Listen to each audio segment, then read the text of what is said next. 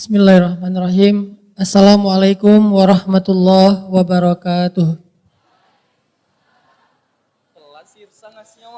Alhamdulillahirabbil alamin. Alhamdulillahilladzi la yukhayyibu man amalah wa la yaruddu man sa'alah wa la yaqta'u man wasalah wa la yakilu man tawakkala alaih wa la yaslubu man syakarah. Segala puji dan syukur kepada Allah Subhanahu wa taala, zat yang gak pernah ngecewain siapapun yang berserah kepadanya. Zat yang gak pernah memutuskan siapapun yang datang kepadanya. Zat yang tidak pernah menolak siapapun yang meminta kepadanya. Dan zat yang gak pernah menyia-nyiakan siapapun yang bersyukur kepadanya. Asyhadu an la ilaha illallah wahdahu la syarikalah wa asyhadu anna Muhammadan abduhu wa rasuluhu la nabiyya ba'dah. Nahmadullaha ta'ala wa huwal mahmud wa huwa lil hamdi ahl. Wa nashkuruhu wa huwal mashkur wa huwa lisyukri ahl. Allahumma salli wa sallim wa barik ala sayyidina Muhammadin wa ala alihi wa sahbihi wa man tabi'ahu ila yaumiddin. Rabbi syrah li sadri wa yassir li amri wa hlul 'uqdatan min lisani yafqahu qawli. Qala Allah Ta'ala fil Qur'anil Karim, a'udzu billahi minasy syaithanir rajim. Bismillahirrahmanirrahim. Wal 'asr innal insana lafi khusr illa alladzina amanu wa 'amilus sholihat wa tawasaw bil haqq wa tawasaw bis sabr. Shadaqallahul azim.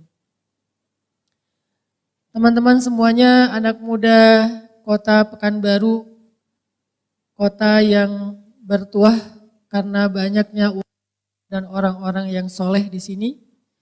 Mudah-mudahan sebagaimana kota ini diberkahi dengan para ulama dan orang-orang soleh, Allah Subhanahu wa taala juga menambahkan anugerah kepada kota ini, Provinsi Riau, Indonesia, dengan pemuda-pemuda yang taat kepada Allah Subhanahu wa taala. Baik ketaatannya dalam bentuk ibadah maupun ketaatannya dalam bentuk karya-karya yang memiliki manfaat kepada orang lain. Karena ketaatan dalam Islam bukan hanya dalam bentuk ritual ibadah. Sekarang ini saya ngelihat ada semacam sebuah pemahaman yang sifatnya parsial setelah fase hijrah yang sudah kita lalui di Indonesia secara fenomenal. Kita masuk ke era hijrah dalam konsep tren, sehingga hijrah ini bukan lagi menjadi eksklusivitas sebuah kelompok.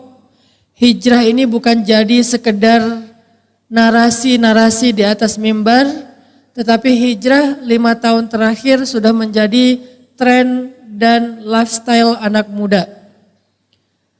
Lalu ketika kita masuk ke dalam fase hijrah, ada satu hal yang mungkin perlu kita upgrade. Salah satunya adalah tentang pemahaman kita setelah kita belajar Islam, setelah kita berhijrah, setelah kita rajin ikut ta'lim, bahwa sebagian besar dari umat Islam di Indonesia masih melihat Islam itu secara parsial. Arti parsial, ada bagian yang di zoom in terlalu dekat sampai dia mengabaikan bagian-bagian yang lain. Jadi kalau kita nge-zoom in-nya terlalu dekat, akhirnya ada yang ke-crop kan gitu kan ya. Kita lagi selfie rame-rame nih, 10 orang. Pas diedit, terus di zoom in, dideketin. Akhirnya beberapa orang ke crop, tinggallah 1 orang. Nah inilah yang terjadi tentang Islam kita. bahwa kita melihat Islam kita tuh terlalu zoom in di satu part sampai akhirnya kita nggak sengaja nge-crop part-part yang lain tentang Islam yang komprehensif. Tentang Islam yang kalau dalam bahasa ulama syumuliyatul Islam. Betapa komprehensifnya Islam. Nah, karena kita udah melalui fase hijrah selama 5 tahun yang menjadi fenomenal, yang menjadi tren baru, bahkan berkembang dengan sendirinya seperti bola salju. Sekarang kita mencoba untuk mengupgrade kepada fase yang lebih daripada sekedar hijrah. Mulai fase kesadaran terhadap tanggung jawab kita sebagai seorang muslim. Bukan hanya kesadaran kita sebagai seorang hamba, itu udah kita lewati selama 5 tahun terakhir. Kita udah berusaha menjadi hamba yang baik di hadapan Allah. Sekarang kita mencoba untuk menjadi muslim yang baik di antara manusia. Setelah kita berusaha menjadi hamba yang baik di hadapan Allah. Sehingga yang perlu kita zoom out lagi tentang pemahaman Islam kita, apa aja yang masuk dalam kategori kebaikan dan ibadah dalam Islam. Setelah kita zoom out, ternyata ibadah dalam Islam itu bukan sekedar ritual. Bukan sekedar sholat, zakat, puasa, haji, umroh, tilawah. Walaupun semuanya baik. Tapi kalau kita hanya larut dalam ritual-ritual pribadi, dalam ritual-ritual eksklusif yang kita lakukan sendiri atau berjamaah kecil, maka Islam kita belum sempurna. Kenapa belum sempurna? La yu'minu ahadukum hatta yuhibba li akhihi ma yuhibbu li nafsihi. Man kana yu'minu billahi wal yaumil akhir falyakul khairan aw liyasmut. Man kana yu'minu billahi wal yaumil akhir falyukrim dhaifah, falyukrim jarah, dan banyak lagi teks-teks ayat dan hadis yang mengajarkan kepada kita tentang makna menjadi muslim yang lebih utuh. Ternyata menjadi muslim yang lebih utuh gak cukup sekedar menjadi orang yang secara personal dia menampilkan penampilan seorang muslim yang khas. Walaupun penampilan muslim yang khas itu lebih identiknya dengan cewek. Kalau cowok dia agak lebih umum. Penampilan saya islami enggak? Enggak islami Ustadz, kayak genrenya kayak reggae katanya. Karena menurut sebagian orang secara parsial memahami Islam itu hanyalah dengan penampilan tertentu ya. Saya dulu ketika masih kuliah di Mesir, awal-awal datang ke Mesir pakai sarung. Karena saya anak pondok, 6 tahun belajar di pondok. 3 tahun pondok tahfiz, 3 tahunnya pondok modern. Karena di Mesir, waktu itu masih awal-awal, masih baru, masih bawa kebiasaan di Indonesia, kalau sholat ke masjid pakai sarung. Ke masjid aja tuh pakai sarung. Sholat subuh lagi. Pas beres sholat subuh, teman-teman anak Mesir nanya, Hanan kamu baru nikah katanya. Saya bingung, kok dia nanya baru nikah, ini nyindir, nanya atau mau ngebully. Udah tahu saya jomblo sih, baru diputusin, curhat. Kamu baru nikah gitu. Saya bilang enggak, emang kenapa? Kok pakai sarung? Emangnya ada apa salahnya dengan sarung? Saya bilang. Kata mereka di sini itu di Mesir, sarung itu adalah pakaian pengantin baru. Dan biasanya enggak dibawa keluar rumah. Jadi kalau kamu pakai sarung keluar rumah sholat subuh, kesannya enggak sempat, buru-buru gitu ya. Saya langsung astagfirullahaladzim innalillah. Sejak itu saya kalau ke masjid di Mesir nggak pakai sarung lagi. Takut disangka buru-buru. Apa pelajarannya? Ternyata itu tidak di semua tempat menjadi pakaian khasnya muslim. Di Indonesia ya secara kultural itu adalah pakaian khas pondok pesantren, Islam, tetapi di tempat yang lain itu pakaian umumnya orang, seperti di India sarungan semua. Atau di Mesir, di Arab pakaian pengantin baru. Di Eropa mungkin apalagi kesimpulannya, yang jelas kalau untuk cowok dia lebih general, lebih umum. Nggak ada kekhasan kecuali lebih kepada menutup aurat. Dan batasan aurat cowok itu lebih gampang daripada cewek. Kenapa? Karena cewek itu terlalu berharga. Kalau cowok kurang berharga kita mah. Ya, cowok-cowok kenapa kok nggak ribet? Karena nggak bernilai. Mereka tuh tergeletak di jalan juga nggak ada yang mau. Cowok ya. Kalau cewek dari ujung rambut sampai ujung kaki semuanya bernilai. Terlalu keren cewek tuh. Terlalu istimewa. Makanya Allah mengistimewakan perempuan karena Allah melihat perempuan ini istimewa penciptaannya dari ujung rambut sampai ujung kakinya semuanya keren, semuanya bernilai, semuanya bisa bikin fitnah. Arti fitnah itu bisa bikin masalah. Makanya disuruh tutup. Ternyata Islam bukan hanya terbatas dari sisi penampilan atau masuk lagi kepada ritual, tapi kita mencoba untuk menjadi muslim kafah dalam perilaku, dalam hubungan sosial kita dengan orang lain, dalam bersosial media, semuanya harus diwarnai dengan warna Islam. Sibghatallah wa man ahsanu minallahi sibghah. Jadi warna kita, celupan, warna kita itu bukan cuma celupan warna ritual. Jadi yang disebut dengan Islam bukan hanya agama spiritual. Sehingga kesannya hanya dalam urusan spiritual kita cari dalil. Tapi dalam urusan yang lain gak pakai dalil. Dalam urusan spiritual kesannya berpahala, yang lain sia-sia. Ini terlalu parsial dalam memandang Islam sampai akhirnya kita menganggap Islam itu cuma ibadah. Mulailah muncul polemik dan perdebatan ketika Islam bicara tentang dagang. Muncul polemik dan perdebatan gara-gara orang bicara Islam di dalam bisnis dianggap cinta dunia. Seolah-olah kalau bicara bisnis itu cinta dunia. Seolah-olah orang Islam itu nggak boleh berbisnis, nggak boleh sukses, nggak boleh kaya raya, nggak boleh jadi konglomerat. Kenapa? Karena Islam secara parsial difahami ritual saja. Jadi yang dianggap orang taat hanyalah orang yang rajin ibadah. Sedangkan orang yang rajin mencari rezeki yang halal nggak disebut orang yang taat. Kenapa? Zoom in-nya kedalaman. Akhirnya kita mengabaikan, mengcrop bagian-bagian lain yang nggak bisa dipisahkan dari keutuhan Islam. Mulai muncul lagi polemik ketika Islam bicara politik. Kesannya kalau udah bicara politik itu berarti apa? Membuat Islam itu tercemar. Soalnya politik kotor. Padahal Nabi itu berpolitik, para sahabat berpolitik. Cuman politik yang santun, bukan mencela, bukan memfitnah, bukan menyebarkan berita bohong. Muncul polemik. Ustadz mah jangan ngomong politik. Padahal Ustadz itu ngomong Islam. Dan para ulama menuliskan banyak kitab-kitab tentang siasah Islamiyah, politik Islam. Yang lebih banyak mengangkat sisi moralnya. Sisi moralnya yang lebih banyak diangkat. Walaupun sisi sistemnya ada, tapi yang paling besar porsinya sisi moral. Moral seorang pemimpin yang amanah. Bahkan Nabi menyebutkan dari 7 golongan yang dapat naungan Allah di padang mahsyar, nomor 1 itu politikus.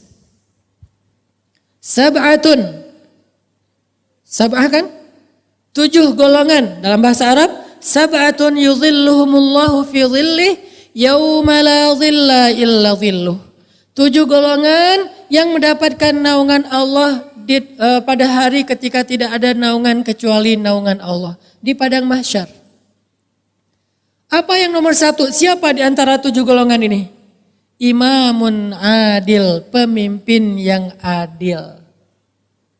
Ternyata bicara tentang politik, tapi politiknya diambil angle-nya angle moral.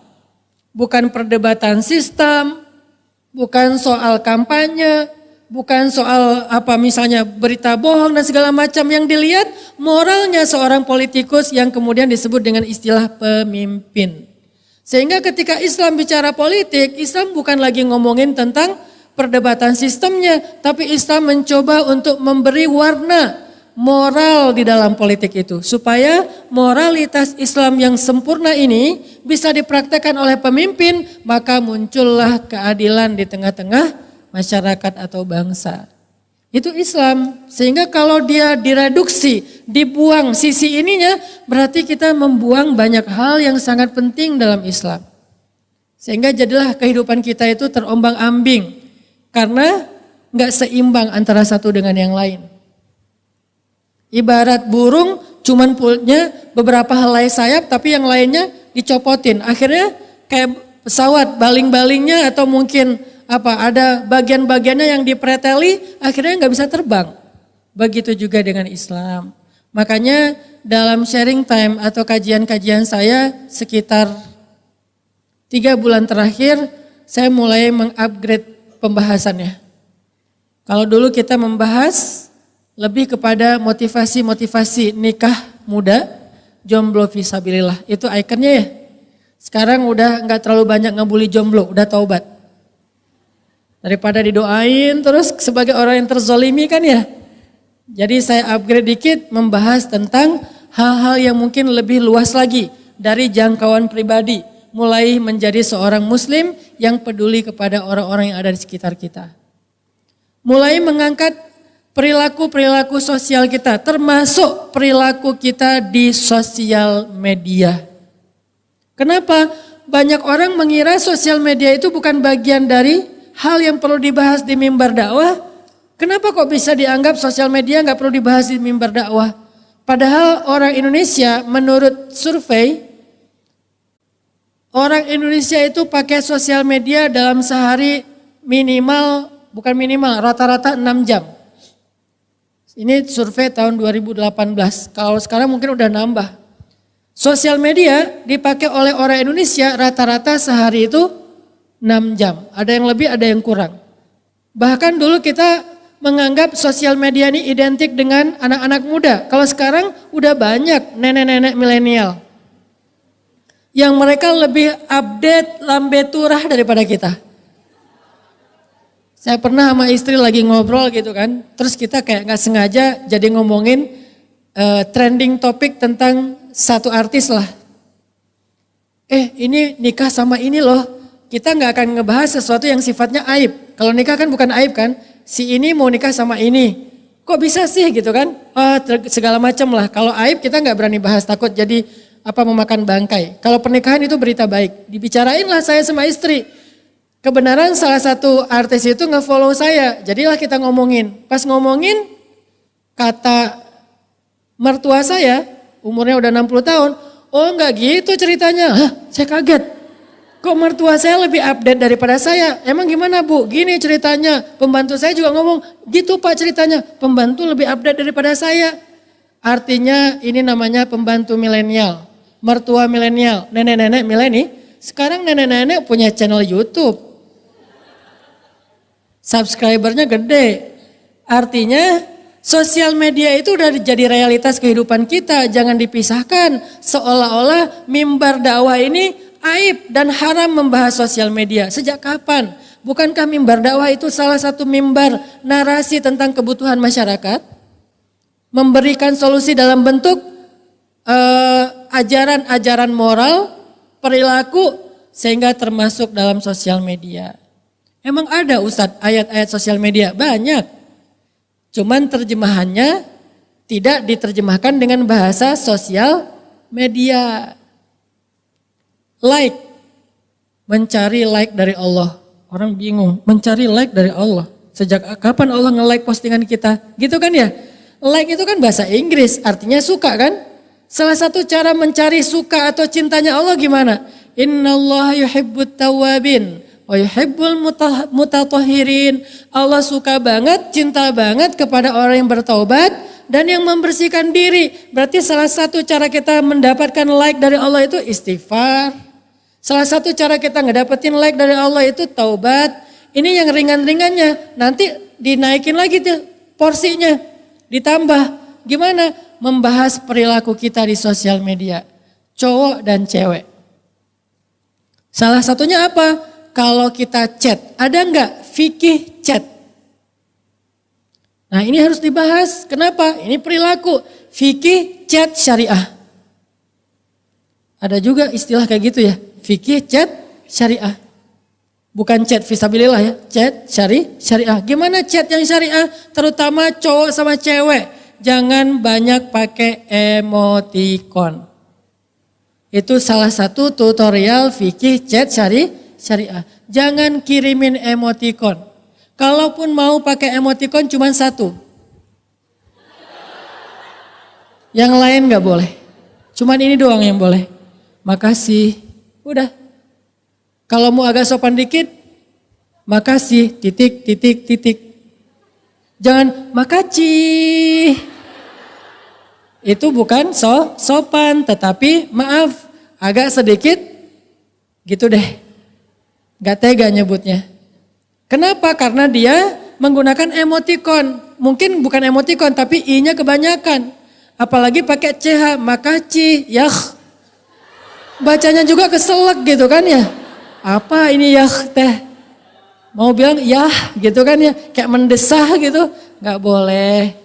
Terus gimana dong Ustaz, udah banyak emoticon masa gak dipakai, apalagi di Line. Kan lucu-lucu tuh emoticonnya. Di Telegram kan bisa bikin sendiri tuh emoticonnya. Masa gak dikirimin? Gak apa-apa, sabar. Kumpulin aja dulu. Begitu beres akad nikah, kasih semuanya. Emoticon, kirimin yang banyak. Sehari kirim 100 emoticon mangga. Sampai dia enak dengan emoticon. Tapi sebelum halal, sebelum nikah cuman satu yang boleh. Makasih. Udah. Apakah ini bercanda Ustadz? Ya, tetapi serius. Kenapa? Dia perilaku. Yang dari situ muncullah banyak fitnah. Gara-gara emoticon ada yang kegeeran. Kegeerannya dibiarin terus lama-lama dia berharapnya lebih. Ternyata itu cuman harkos, harapan kosong. Setelah diharkosin, akhirnya ini patah hati. Gara-gara patah hati, dia nyari tower. Pengen bunuh diri ya. Towernya ketinggian, turun lagi gak jadi kan. Nah semua itu adalah fitnah, ujian, masalah yang muncul berawal dari sebuah emoticon. Belum lagi selfie, lebih bahaya. Saya kemarin jalan-jalan ke Korea. Saya baru tahu skincare gara-gara di Korea. Dari dulu tuh disuruh pakai apa untuk ngerawat wajah segala macam, saya nggak mau. Kenapa? Cowok masa pakai gitu-gituan? Cie. Tapi pulang dari Korea bawa Laneige. Ya. Kenapa Ustadz kok bawa Laneige? Just tip. Bukan dipakai sendiri. Nah pas di Korea kan saya ketemu temen, si Chan, mungkin teman-teman tahu lah ya. Si Chan itu artis drakornya Korea, main drama Korea namanya Sassy Girl. Dia jadi kayak pemeran apanya lah gitu, mungkin figuran lah ya, bukan pemeran utama. Tapi figuran Korea juga mungkin kalau di Indonesia itu udah jadi artis ngehit banget, saking kerennya. Itu cowok, saking beningnya saya tuh jadi gak berani ngelihat. Pas saya keluar dari bandara disambut sama Chan, sadanan gitu-gitu kan, cowok-cowok orang Korea kan gitu-gitu kan. Untung dia gak gini kan, kalau gini saya langsung gitu-gitu. Sadanan gitu saya, astagfirullahaladzim. Terlalu mulus, terlalu bening. Jadi kita ngelihat dia tuh kayak, aduh kayak cewek Saking gantengnya jadi kita bilangnya cantik. Itu tuh terlalu bening, terlalu mulus. Udah, jalanlah kita main seru-seruan. Udah beres malamnya sampai di sebuah daerah anak muda banget di Korea namanya Hongdae Street. Masuk ke daerah Hongdae Street kita kayak nonton street dancer tapi yang cowoknya bukan yang ceweknya. Udah gitu kita duduk sebentar. Aku bilang ke si Chan, yuk kita selfie bareng. Dari seharian kita jalan gak ada selfie-selfienya. Oh iya ya Ustadz, pakai kamera saya aja. Saya pikir kamera dia karena lebih bagus kali ya. Enggak, sama aja sih, biasa kan sama-sama pakai yang produk Korea gitu. Gak usah disebut karena gak di endorse. Keluar nih kamera dia nih. Saya pikir dia mau selfie doang, ternyata entar saya nyalain lampu dulu. Saya pikir lampunya flashlight kan, enggak, lampunya tuh sekeliling kamera dipasang lampu. Jadi itu Korea gitu banget coba. Di sini tuh dipasangin lampu nih. Jadi nyalain gini. Saya bilang, Chan, kamu tuh udah bening, udah glowing kayak gini ngapain lagi pakai lampu? Gelap kata dia. Apanya yang gelap? Kamu? Oh saya. Saya pikir dia yang gelap, ternyata saya. Dasar pelecehan saya bilang. Udah ya foto aja. Saya bilang kalau itu mah gampang tinggal diedit. Nanti editnya bagian saya doang biar kelihatannya natural gitu kan. Baru posting. Intinya ternyata selfie juga harus pakai fikih. Karena Islam itu mencakup semua aspek kehidupan kita. Dari yang paling besar sampai yang detail-detail hal-hal sepele loh. Gimana yang hal yang sepele? Kata Nabi, la tahkiranna minal ma'rufi syai'a. Janganlah kalian meremehkan kebaikan apapun. Gak boleh diremehkan. Bab selfie dibahas kayak gak penting banget. Penting dalam Islam. La tahkiranna minal ma'ruf syai'a. Janganlah kalian meremehkan kebaikan apapun. Walaupun, itu bahasa Arab. Walau jadi walaupun. Walau antalqa akhaka biwajhin talik. Walaupun sekedar bertemu dengan temanmu dalam keadaan wajahmu berseri-seri. Itu aja dibahas dalam Islam. Sehingga dalam Islam senyum itu adalah sedekah. Kenapa kok senyum diibaratkan sedekah? Karena senyum itu membahagiakan hati orang lain. Sama seperti kita ngasih harta, pinjaman, duit, segala macam. Itu kan membahagiakan hati orang. Saya pernah ngasih kadang-kadang kayak beli apa gitu ya yang murah lah. Sebutlah misalnya harganya berapa mang kalau di Bandung. Pernah beli apa tuh kemoceng, tahu kemoceng? Sapu yang untuk di dalam mobil tuh. Saya cari, harusnya bisa beli di beberapa tempat yang bagus gitu, yang harganya mungkin 100 ribu, 200 ribu. Tapi saya sengaja kayak nyari penjual yang keliling.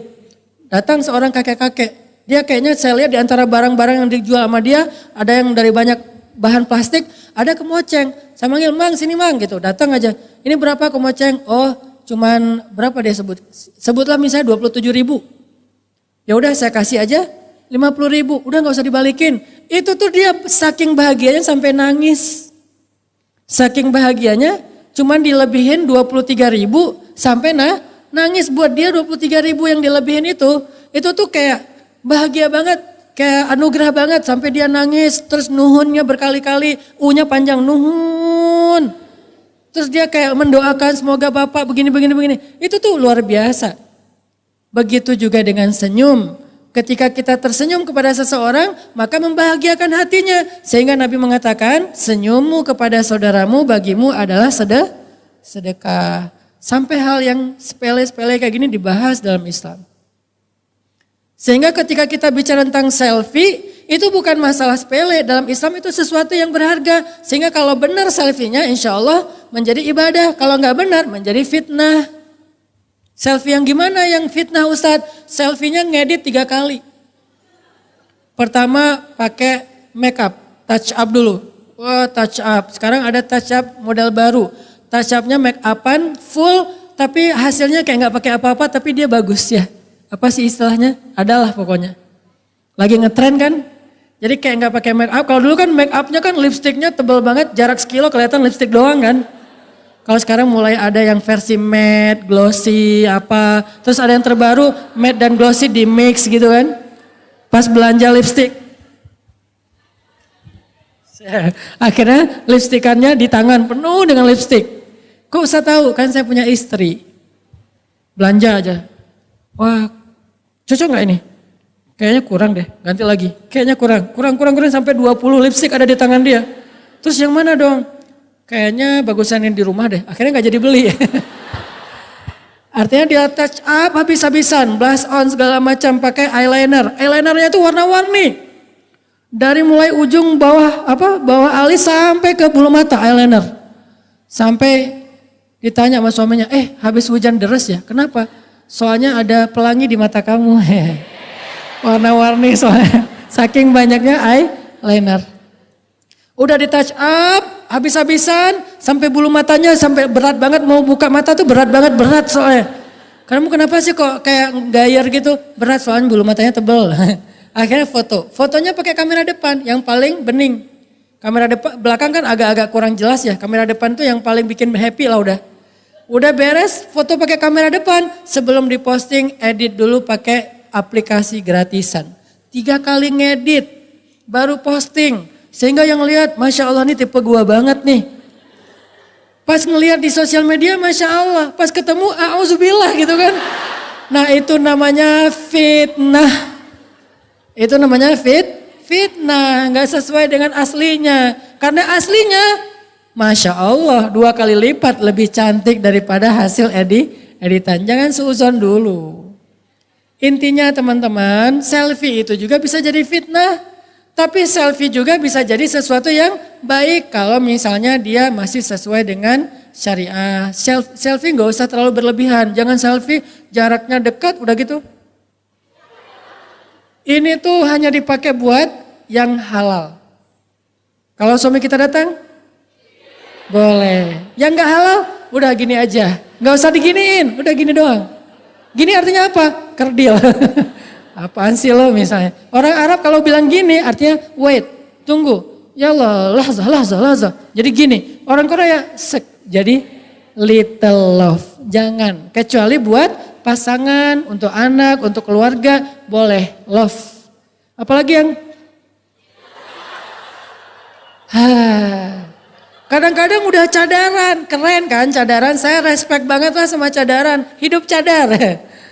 Jadi cadaran jilbab buat saya sih dua-duanya syariah. Yang mau jilbaban mah enggak, saya mazhabnya mazhab jilbab. Tapi saya menghargai yang cadar. Cuman jangan sampai udah jilbab cadar pun fotonya lebih luar biasa. Wah kelihatan mata doang tapi matanya.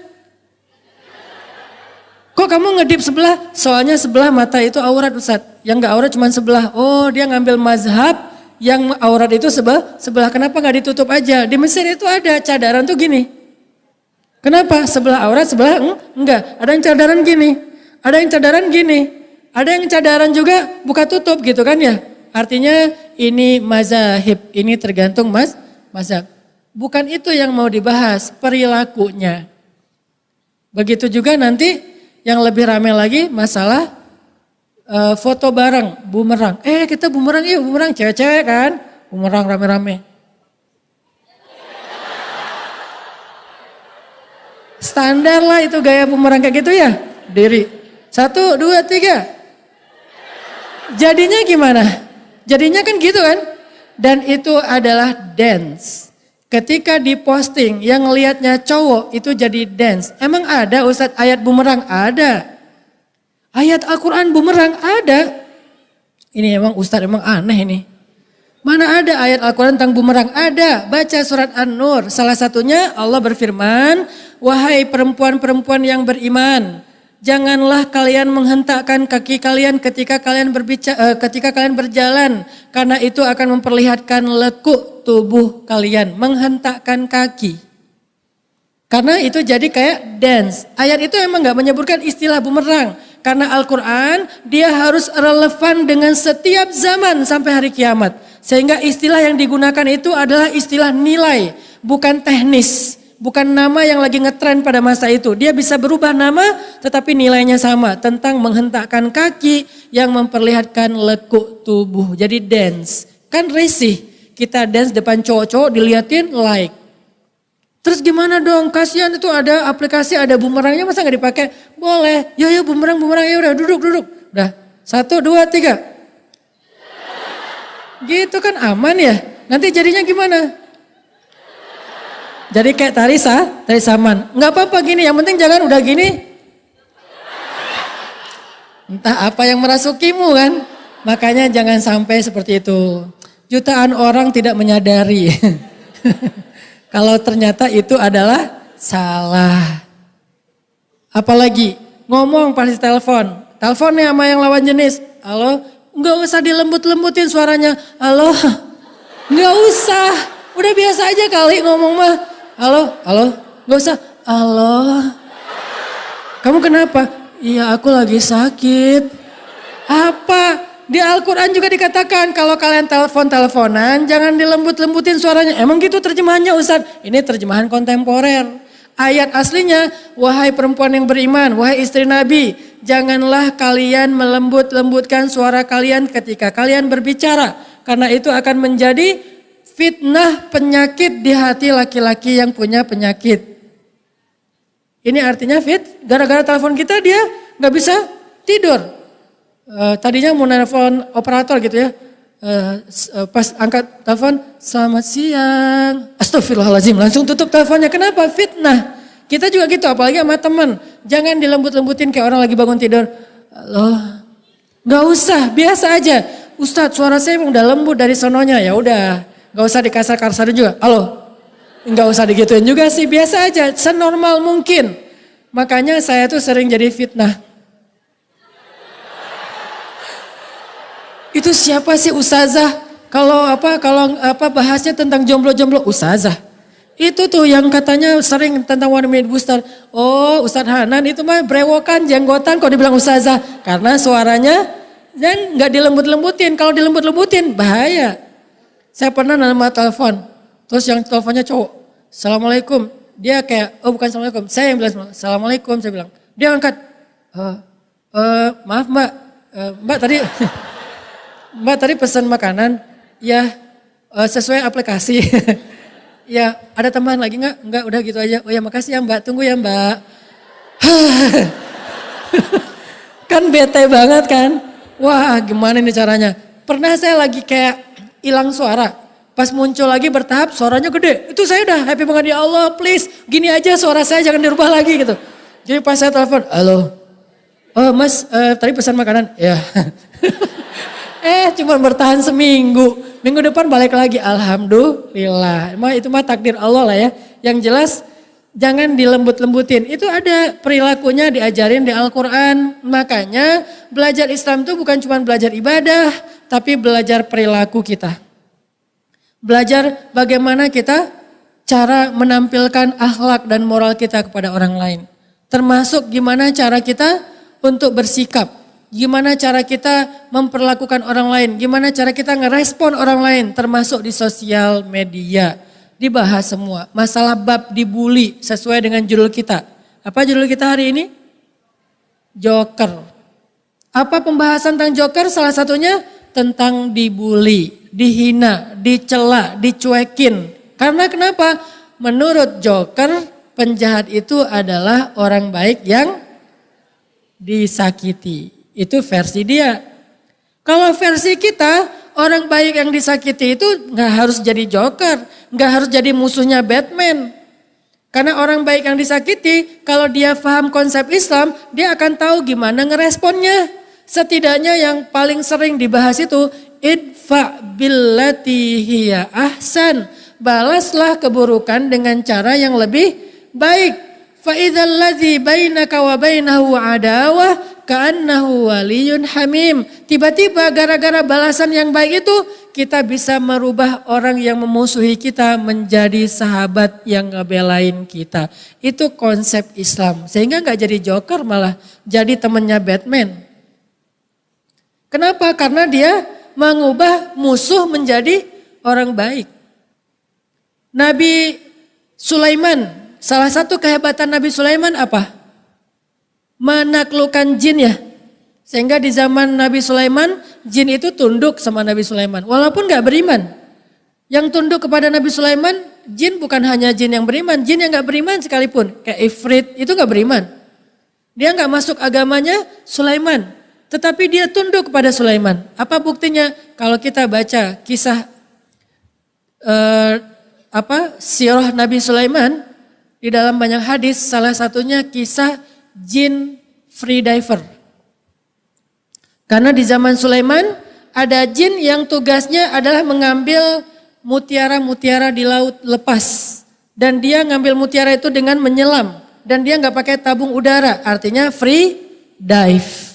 Ternyata free diver paling pro itu adalah jin zaman Nabi Sulaiman. Itu nyelamnya dalam banget, ngambil mutiara. Satu hari, ini kisah nyata dalam hadis, free divernya jin pergi ke dapur ketemu sama jin chef. Jadi di zaman Nabi Sulaiman itu profesi jin banyak. Ada chef, ada free diver, ada server, ada apalagi rider, ada misalnya arsitek, ada orang sipil. Jadi yang ngerjain bangunan-bangunan tinggi itu jin di zaman Sulaiman. Terus manusia ongkang-ongkang kaki, santai. Pembantu di rumahnya jin, supir jin. Jadi kalau dia mau jalan, jin sini. Jalan. Kalau dia lagi rumahnya kotor, panggilin jin nih bersihin rumah gua, jin. Jin berkhidmat kepada manusia di zaman Sulaiman. Kenapa? Takut sama Nabi Sulaiman. Tapi Nabi Muhammad lebih keren lagi. Nabi Sulaiman udah keren, Nabi Muhammad lebih keren lagi. Kalau Nabi Sulaiman berhasil membuat jin tunduk, tapi kalau Nabi Muhammad berhasil membuat jin masuk Islam. Makanya ini yang kita belajar dari Rasulullah. Bukan hanya mampu menakuti orang lain. Bukan hanya mampu membuat orang lain tunduk. Bukan hanya mampu menguasai orang lain. Tapi bisa enggak menjadikan orang lain itu sebagai teman kita, sahabat kita, bahkan pembela kita. Itu tuh akhlak Nabi banget. Sehingga seorang Umar bin Khattab yang hari ketika dia pengen bunuh Nabi, dia udah ngeluarin pedangnya dan sarungnya ditinggalin di rumah. Artinya dia nggak akan balik ke rumahnya sebelum membunuh Nabi. Keluarin pedang, sarung ditaruh di rumah, dia keluar. Aina Muhammad? Dia tanya. Mana Muhammad? Kamu tahu nggak di mana Muhammad? Emang kenapa wahai Umar kamu pengen ketemu Muhammad? Saya mau buat perhitungan sama dia. Hari ini hanya akan ada satu orang yang mati di antara orang Quraisy. Kalau nggak Muhammad, berarti Umar. Kata laki-laki itu, ya Umar, sebelum kamu ngurus rumah tangga orang lain, keluarga orang lain, kabilah orang lain, yaitu Muhammad, urus dulu keluarga kamu sendiri, kabilah kamu sendiri. Apa maksud kamu, kata Umar? Adikmu Fatimah. Kenapa dengan Fatimah? Dia sudah mengikuti agamanya Muhammad. Urus dulu rumahmu sebelum kamu urus rumah orang. Balik arah Umar cari rumah Fatimah. Ketemu dengan Fatimah, ketemu dengan iparnya, ketemu dengan satu orang sahabat yaitu Khabab yang lagi ngajarin Al-Quran kepada Fatimah. Marah Umar, saking marahnya dia menampar dan memukuli keluarganya. Dipukulin tuh, digebukin tuh iparnya, dipukuli, ditampar adiknya. Lalu tiba-tiba setelah dia reda marahnya, dia ambil satu lembaran suhuf yang isinya surat Toha. Dia baca, Toha, ma anzalna alaikal Qur'ana litashqa, illa tadhkiratan liman yakhsha, tanzilan min rabbikal mimman khalaqal arda was samawatil ula, dan seterusnya. Tentang pembukaan surat Toha. Ketika Umar membaca surat Toha, alhamdulillah berangsur-angsur emosi Umar itu mulai reda. Kemudian dia datang kepada Nabi, melihat wajah Nabi langsung berubah drastis dari benci menjadi cinta. Itu tuh Nabi banget.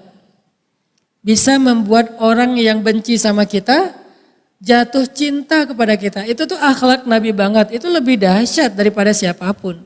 Makanya yang kita bahas tentang Joker itu bukan sekedar masalah film. Saya nggak nonton filmnya.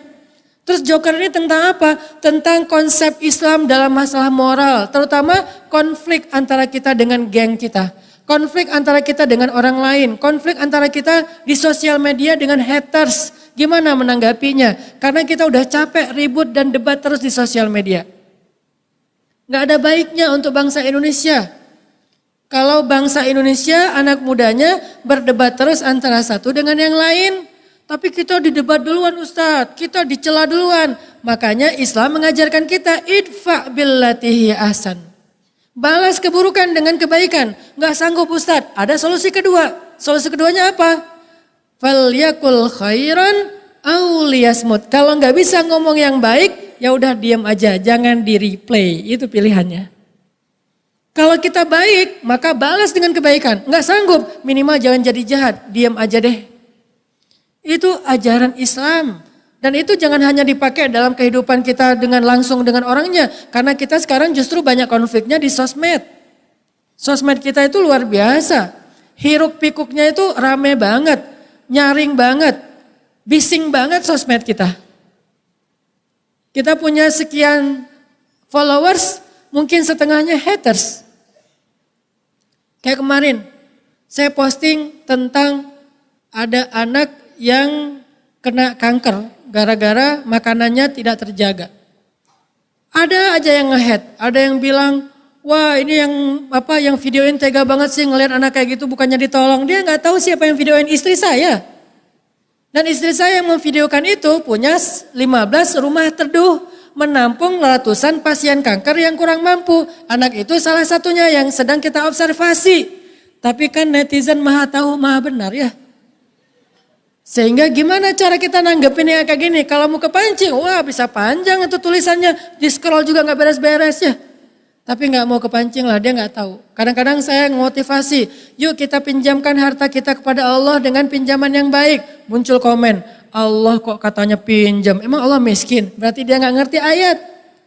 Padahal itu bahasa Al-Quran bukan bahasa saya. May yuqridullah qardan hasanan fayudha'ifahu lahu. Siapa yang meminjamkan hartanya yang baik kepada Allah, Allah balas berlipat ganda. Meminjam bahasa Allah. Kok Allah minjam sih kayak butuh aja? Ini namanya kiasan, bukan sebenarnya. Sama kayak Allah bertanya, emang Allah gak tahu kok nanya? Bukankah Allah maha tahu kenapa nanya? Itu emang gaya bahasa Al-Quran. Kadang Allah itu menyampaikan berita dengan bertanya. Contoh, Allah bertanya kepada kita, Alam tara kaifa fa'ala rabbuka bi ashabil fil. Tahukah kalian? Tapi dikasih tahu malah. Atau Allah bertanya kepada Musa, wa ma tilka biyaminika ya Musa. Apa itu yang ada di tangan kananmu wahai Musa? Kan Allah tahu tongkat. Kenapa Allah nanya? Allah pengen ngasih tahu kepada Musa itu bukan ular ya, itu tongkat beneran. Itu udah jadi gaya bahasa Al-Quran menyampaikan berita dengan pertanyaan. Musa bilang, hiya asaya atawakkau 'alaiha wa ahushu biha 'ala ghanami wa liya fiha ma'aribu ukhra. Ini adalah tongkat saya ya Allah. Saya pakai untuk berjalan, saya pakai untuk menggiring ternak, saya pakai untuk kebutuhan-kebutuhan yang lain. Allah bilang, Alqiha ya Musa, coba kamu lempar wahai Musa. Fa'idha fa'alqaha fa'idha hiya hayyatun tas'a. Ketika dilempar oleh Musa, tiba-tiba tongkat itu menjadi ular. Jadi Allah lagi pengen ngasih tahu Musa, ini bukan ular ya, ini tongkat. Kamu sendiri loh yang ngomong, tongkat ini udah bersama kamu sekian tahun ya. Kamu pakai untuk ini. Untuk menegaskan itu tuh tongkat banget, bukan ular. Sehingga ketika Allah bilang meminjam, ketika Allah mengatakan berdagang dengan hambanya, itu adalah kiasan. Tapi ada aja orang yang maha tahu, maha benar, sehingga dia nge-head speech. Dasar ya, gak sopan kalau ngomong tentang Allah, kok Allah minjam, kok Allah begini, kok Allah begitu, karena dia gak paham. Nah gimana sikap kita? Kalau kita gak sanggup membalas dengan yang lebih baik, faliyakul khairan, maka pilihan kedua, auliyasmut, diam aja. Dua pilihan. Mau menjadi orang yang paling bertakwa, pilih katakan yang lebih baik. Ucapkan yang lebih baik, sikapnya lebih baik daripada sikap orang kepada dia. Ini takwa yang paling baik. Gak sanggup takwa yang paling baik, minimal takwa semampunya, diam. Itulah maksud dari ayat Allah di dua surat yang berbeda. Satu di surat Ali Imran. Allah berfirman, Ya ayyuhalladzina amanu ittaqullaha haqqa tuqatih. Bertakwalah kepada Allah dengan sebenar-benar takwa yang ideal. Kalau kita dicela, balas dengan memuji. Kalau kita dihina, balas dengan menghargai. Kalau kita dicurangi, balas dengan justru memberikan bantuan, pertolongan. Ini takwa udah ideal banget. Tapi kan gak selalu sanggup ya takwa kayak gitu kan. Kenyataannya kita emosi. Terus gimana dong Ustadz kalau kita gak bisa haqqa tuqatih, idfa' billati hi ahsan, balaslah keburukan dengan kebaikan. Gimana caranya Ustadz? Muncul lagi ayat di akhir surat At-Taghabun. Fattaqullaha mastata'tum. Bertakwalah kepada Allah dengan semampu kalian. Kalau di Ali Imran, bertakwalah kepada Allah dengan sebenar-benar takwa. Di At-Taghabun, bertakwalah kepada Allah semampu kalian. Lihat Islam, selalu ada pilihan. Jadi kalau kita nggak mampu takwa yang ideal, yaitu membalas bulian dengan kalimat yang baik, ya udah minimal takwa semampu kita. Apa itu? Diam, jangan di-replay komennya. Nggak tahan Ustadz, hapus aja komennya. Sebel Ustadz, blok aja nomornya. Tapi jangan debat. Kenapa? Debat itu hanya akan membuat keramaian, kericuhan yang tidak produktif bagi umat dan bangsa. Nggak apa-apa ngeblok kalau dia udah keterlaluan. Saya dulu pernah, kan beberapa kali saya juga pernah dibully walaupun masih amatiran lah ya dibandingkan Ustadz Felix kan. Masih mending lah. Tapi yang mending juga lumayan, saya baca semua tuh. Kalau lagi nggak kontroversi paling komennya 200, 300. Kalau lagi kontroversi 17.000. Komen. Salah satunya yang luar biasa, ada yang bilang anjing neraka jahanam. Hah, astagfirullah. Kita dibilang anjing aja marah kan? Ini udah anjing, anjing neraka. Dan nerakanya bukan neraka biasa, jahanam. Wah, 3 kali lipat. Udah anjing, neraka, jahanam pula. Udah gak ada yang lebih buruk lah daripada itu. Itu saya baca. Terus gimana, dibalas? Enggak. Sebel banget. Sedih, marah. Manusiawi. Tapi tahan diri, jangan sampai balas. Gak sanggup juga saya bilang semoga kamu jadi orang soleh. Ya gak sanggup saya. Anjing neraka jahanam, kamu itu soleh banget. Enggak. Saya belum sanggup. Takwa saya tuh belum haqqo tuqati. Makanya saya mengambil pilihan takwanya mastata'tum, yang saya mampu aja. Diam. Paling di delete komennya atau di blok akunnya, tapi nggak akan di replay dengan keburukan. Dan itu banyak. Ternyata ini adalah ajaran Islam tentang perilaku sosial media. Balik lagi ke judul. Joker ini kan masalah dibully. Baru sebulan yang lalu tuh ada artis Korea bunuh diri gara-gara apa? Dibully. Gak tahan bunuh diri. Kenapa? Karena mereka gak punya iman. Kasian. Di Jepang tingkat bunuh diri tinggi banget. Saya pernah cerita sampai, karena kan alhamdulillah setiap winter saya kan ke Jepang main snowboard ya. Dan selalu ada kasus bunuh diri. Kalau di Jepang tempat bunuh diri favorit itu adalah nabrakin diri ke MRT, kereta cepat. Sampai ada aturan, ada undang-undang di Jepang, kalau bunuh dirinya di MRT, maka yang kena denda keluarganya. Kenapa? Soalnya ngerepotin orang. Repot banget kalau udah ada kejadian MRT bunuh diri, itu repot. Semua delay, semua orang jadi gak sesuai. Kan orang Jepang disiplin ya. Kalau udah delay mereka bete banget. Belum lagi nanti masalah yang kasus ini di TKP-nya ribet dan luar biasa, macet di mana-mana. Mereka gak terbiasa macet kayak kita karena transportasi publiknya bagus. Jadi yang kena denda keluarganya, akhirnya ganti. Nggak lagi bunuh diri di MRT biar keluarganya nggak repot. Terus bunuh dirinya online. Sampai ada bunuh diri online. Ada platform digital, aplikasi bunuh diri online. Bisa order, go bunuh diri. Di Jepang, tahun 2017. Kasusnya rame, pas saya datang, pas habis kejadian dan lagi viral tuh di televisi Jepang. Kita bisa mesen orang untuk bunuh diri, terus orangnya datang, kita bisa pilih menunya, bunuh diri pakai apa. Yang paling sakit itu bunuh diri dengan diputusin. Itu paling berat. Diputusin sama mantan, terus jadiannya sama sahabat. Itu.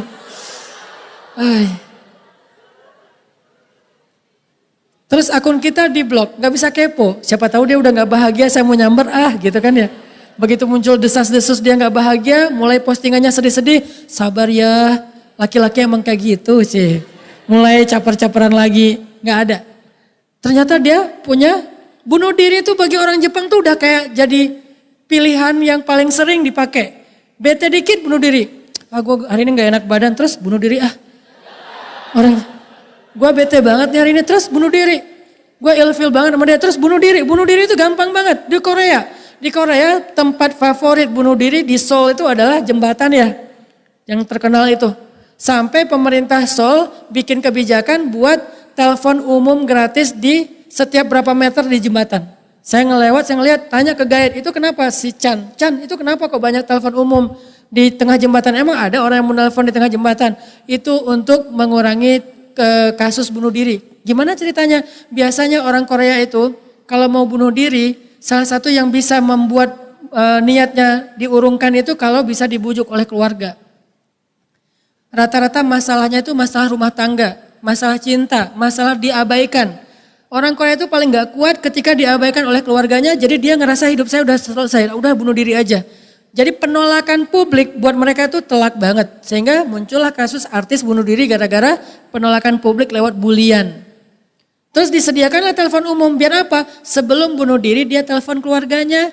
Dan telepon itu gratis, karena masa mau bunuh diri harus bayar ya. Udah lama bunuh diri, pas telepon, titit, Anda belum masukin koin. Bunuh diri aja lah. Makanya dibikin gratis, kayak telepon umum zaman dulu di Indonesia sebelum ada internet kan. Dulu kan di mana-mana ada telepon umum tuh, saya masih ngerasain.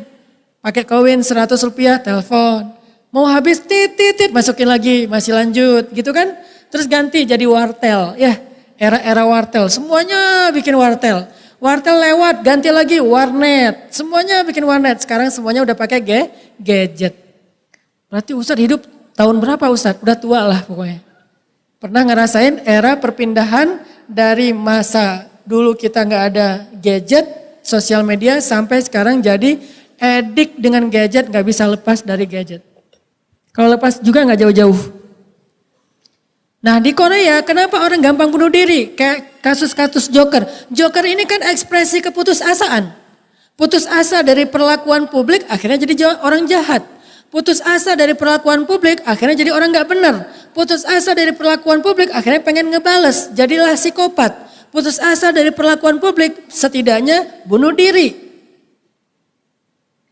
Dan dalam Islam nggak ada kata putus asa. La tayasu min rauhillah.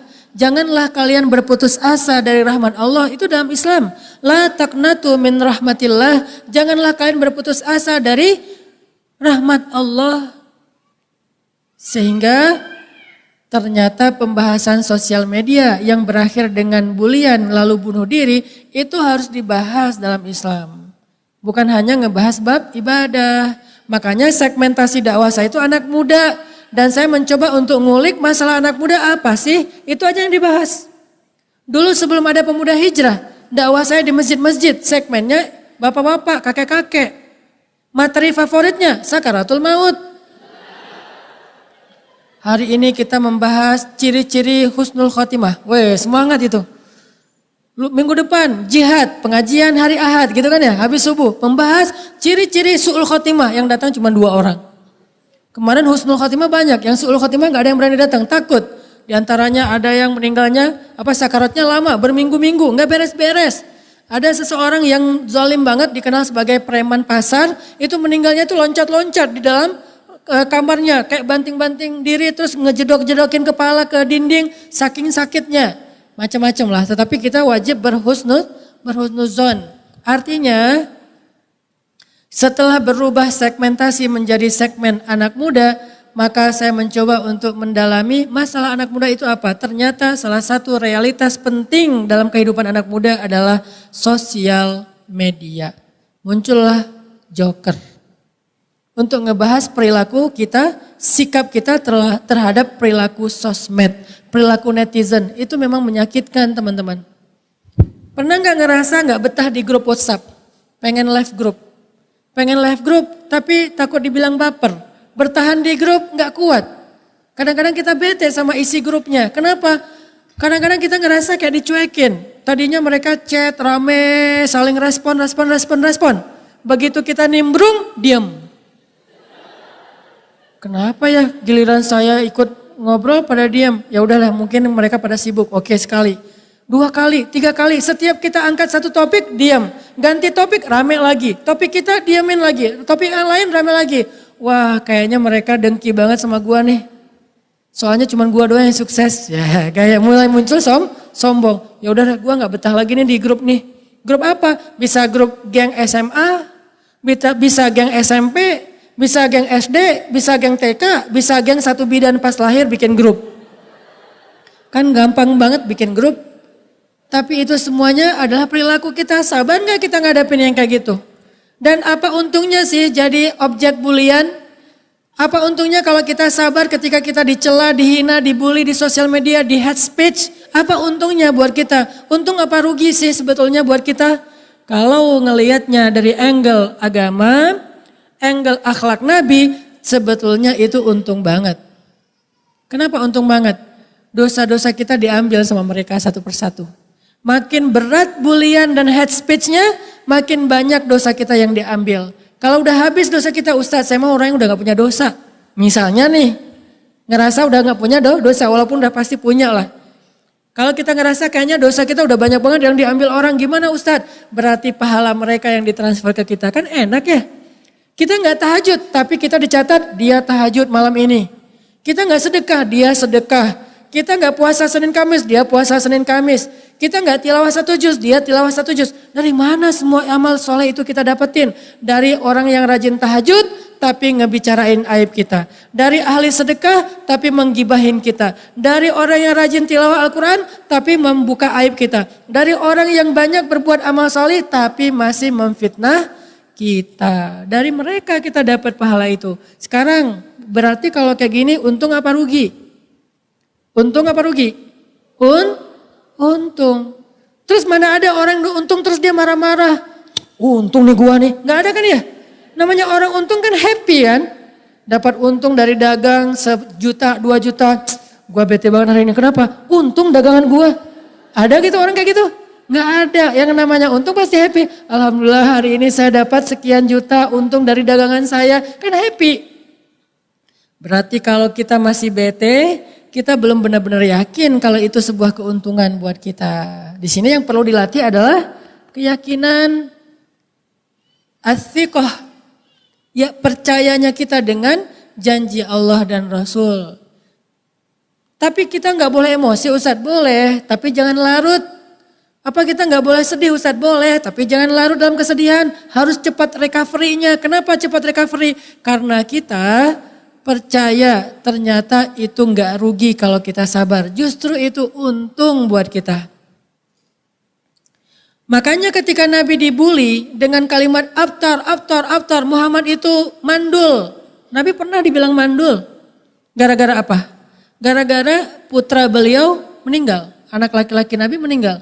Sehingga orang-orang yang benci sama Nabi punya satu narasi untuk menjelek-jelekkan Nabi, yaitu kata mandul. Sehingga muncullah hashtag Muhammad mandul, viral. Kemana Nabi pergi? Muhammad mandul kata mereka. Kalau bahasa Arabnya abtar, rajulun abtar, rabujulun abtar, laki-laki mandul. Sedih Nabi dibully kayak gitu. Pergi ke pasar, orang-orang gak mau ngomong sama Nabi karena apa? Karena dianggap Nabi itu membawa sial, takut ketularan mandulnya. Terus bikin festival, bikin sayembara, stand up comedy. Di mana? Di panggungnya Mekah. Panggung Mekah waktu itu, di Mekah itu ada sosial media. Cuman sosial medianya bukan aplikasi, bukan platform digital. Sosial media mereka pasar, itu sosial media zaman dulu. Jadi lambe turahnya itu ada di pasar. Di zaman Nabi, jadi sosial media kan itu media bersosial kan? Mendapatkan informasi yang lebih up to date, itu namanya sosial media. Sosial media di zaman Nabi adalah pasar, namanya pasar Ukaz. Pasar Ukaz. Nah di pasar Ukaz ini, orang-orang yang benci sama Nabi bikin panggung, stage kayak gini. Terus mereka bikin stand up comedy. Siapa yang bisa bikin cerita lucu dengan judul Abtar, dikasih hadiah. Sehingga datanglah para komedian-komedian, penyair-penyair seluruh penjuru Hijaz ke Mekah pengen dapat hadiah dengan menampilkan performance cerita lucu yang bertemakan abtar, laki-laki mandul. Coba segitunya. Muncullah orang yang bilang, kemarin gue lihat seberapa greget lo tentang abtar gitu kan ya. Akhirnya dia bilang, kemarin ada cowok diusir istrinya. Kenapa? Soalnya ketahuan dia mandul. Wah, ketawa rame-rame. Siapa cowok yang dimaksud? Rasulullah SAW. Jadi hinaan, celaan, bulian kepada Nabi itu nggak biasa teman-teman, luar biasa. Kita pernah digituin, Nabi lebih daripada itu. Kita kalau digituin kadang-kadang sebagiannya emang benar, emang kita hina ya. Kalau Nabi kan emang mulia, nggak ada hinanya. Tapi dihina-hinain habis-habisan. Apa sikap Nabi? Ketika Nabi dibully, dicela, dihina, disakiti, apa sikap Nabi? Sikap Nabi adalah kalau Nabi sanggup, kadang-kadang Nabi hanya tersenyum kemudian pergi. Kalau Nabi lagi berat hatinya, kadang-kadang Nabi nggak tersenyum, diam saja kemudian Nabi pergi. Sabar. Terus mentok-mentoknya Nabi ketika udah pergi, buliannya makin menjadi-jadi, Nabi mengangkat kedua tangannya, meminta kepada Allah Subhanahu wa taala yang baik-baik. Enggak pernah Nabi ngedoain yang buruk untuk kaumnya. Ya Allah, mudah-mudahan yang membuli saya hari ini bisu semuanya. Enggak ada Nabi doain kayak gitu. Seandainya Nabi doa kayak gitu, besok itu di Mekah banyak orang udah bisu. Tiba-tiba udah gak bisa ngomong. Kenapa? Kena doa Nabi. Karena doa Nabi itu ngeri kan. Nabi pernah nggak doa orang dengan kecelakaan? Pernah. Yang saya tahu sekali. Siapa? Anaknya Abu Lahab. Abu Lahab ini yang celaka bukan cuma dia sendiri. Istrinya, anaknya celaka sekeluarga. Ini keluarga memusuhi Nabi istiqomah banget. Ayahnya, ibunya, anak-anaknya. Anak Abu Lahab menceraikan anak-anak Nabi. Kan 2 anak Nabi dinikahi oleh 2 anak Abu Lahab kan. Itu diceraikan dengan cara diseret dari rumahnya ke rumah Nabi, diusir, dihina-hina. Kamu tuh perempuan hina sama seperti ayahmu, sama seperti ibumu. Pokoknya Nabi sedih banget diperlakukan. Anak beliau kayak gitu, Zainab dan Ummu Kulsum kalau nggak salah. Sehingga Nabi marah. Ketika Nabi marah, akhirnya Nabi berdoa, ya Allah, utuslah serigalamu untuk laki-laki yang telah menghina putri saya. Utuslah serigalamu. Itu doa Nabi itu untuk anak Abu Lahab. Saking marahnya Nabi. Kenapa? Karena yang dihina adalah perempuan. Nabi kalau udah bab perempuan itu langsung berat banget hati beliau. Kalau ada yang ganggu cewek, Nabi itu marah banget. Orang Yahudi ngeganggu perempuan muslimah di Madinah, diperangi satu kaum. Laki-laki ini mengganggu anak Nabi yang perempuan yang dihina-hina. Padahal anak Nabi itu solehah banget, Zainab. Ya Allah, utuslah serigalamu untuk laki-laki yang telah mencela dan menghina putri saya. Sejak saat itu, anak Abu Lahab ketakutan. Ketakutan banget. Kenapa ketakutan? Karena dia percaya doa Muhammad itu ajaib. Tapi dia gak mau beriman. Ini kan aneh kan? Kalau dia gak percaya, ngapain dia takut? Kalau dia anggap Muhammad itu bukan Nabi, ngapain dia takut? Kalau dia anggap Muhammad itu doanya gak didengar Tuhan, ngapain dia takut? Dia takut adalah bukti nyata kalau dia sebenarnya percaya Muhammad itu benar, cuman ego dan sombong membuat dia gak mau beriman. Nabi berdoa. Dan dia mendengar doa itu dia takut gemetar. Di depan dia Nabi berdoa. Udah gitu dia pulang, dia gemetar, menggigil, keluar keringat dingin. Satu hari ketika dia diajak oleh ayahnya untuk rihlah. Rihlah dulu itu adalah perjalanan dagang. Li'ila fi Quraisy ila fihim rihlah syita'i was-saif. Mereka melakukan rihlah di musim dingin dan di musim panas. Berdagang nih anak Abu Lahab pergi ke Syam. Satu rombongan, satu karavan yang jumlahnya ratusan orang. Ketika mereka berjalan, anak Abu Lahab meminta kepada ayahnya, ayah aku ingin punya banyak pengawal. Minimal 10 orang pengawal, aku takut diserang oleh serigala di tengah padang pasir. Padahal udah berapa bulan yang lalu Nabi mendoakan dia masih ketakutan. Sehingga dalam perjalanan dia bisa dikawal supaya gak ada serigala. Jadi pengawalnya itu mengelilingi dia di tengah jalannya. Kanan, kiri, depan, belakang, sisi, pinggir-pinggir, semuanya pengawal. Gak ada celah untuk seekor semut pun lewat, apalagi serigala dikawal. Ketakutan. Jalan dengan dikawal ketat. Udah kayak RI1 yang luar biasa, udah kayak presiden Amerika, udah kayak presiden Turki. Kalau presiden wajar dikawal kayak gitu. Ini orang biasa, kenapa? Ketakutan. Tapi doa Nabi itu gak ditolak sama Allah. Kejadian. Ketika dia udah istirahat di sebuah rest area, berhenti, tidur nih.